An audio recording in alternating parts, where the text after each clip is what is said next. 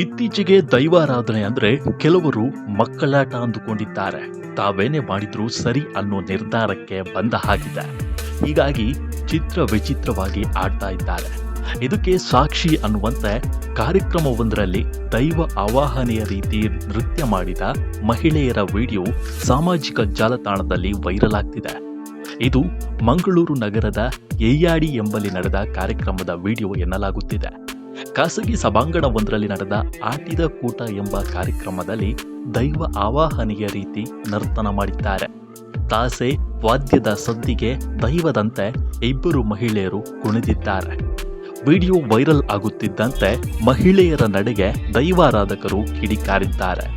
ದೈವ ನರ್ತನಕ್ಕೆ ಅಪಚಾರ ಆಗಿದೆ ಎಂದು ಅಸಮಾಧಾನ ವ್ಯಕ್ತಪಡಿಸಿದ್ದಾರೆ. ಜೊತೆಗೆ ಈ ರೀತಿ ಕುಣಿದ ಮಹಿಳೆಯರು ಕ್ಷಮೆ ಕೇಳುವಂತೆ ಆಗ್ರಹಿಸಿದ್ದಾರೆ. ಒಂದು ಹಂತದಲ್ಲಿ ಇದಕ್ಕೆ ಆಯೋಜಕರು ಜವಾಬ್ದಾರಿಯಾಗಿದ್ದು, ಈ ರೀತಿ ಮಾಡಿದಾಗ ಅವರು ನಿಲ್ಲಿಸಬಹುದಿತ್ತು. ಅಲ್ಲದೆ ನೆರೆದಿದ್ದ ಸಭಿಕರು ಕೂಡ ವಿರೋಧಿಸಬಹುದಿತ್ತು. ಆದರೆ ಇದ್ಯಾವುದು ನಡೆಯದೆ ಇದೀಗ ಈ ವಿಡಿಯೋ ವೈರಲ್ ಆಗುತ್ತಿದೆ. ಇದು ದೈವಾರಾಧನೆಗೆ ಎಸಗಿದ ಅಪಚಾರ ಎಂಬುದು ಸ್ಪಷ್ಟವಾಗಿ ತೋರುತ್ತಿದೆ. ಈ ಕೂಡಲೇ ಇದರ ವಿರುದ್ಧ ಕ್ರಮ ಜರುಗಿಸಬೇಕು. ಮುಂದಿನ ದಿನಗಳಲ್ಲಿ ಇಂತಹ ಘಟನೆಗಳು ಮರುಕಳಿಸದಂತೆ ನೋಡಿಕೊಳ್ಳಬೇಕು ಎಂಬುದು ಸಮಸ್ತ ದೈವಾರಾಧಕರ ಆಗ್ರಹವಾಗಿದೆ.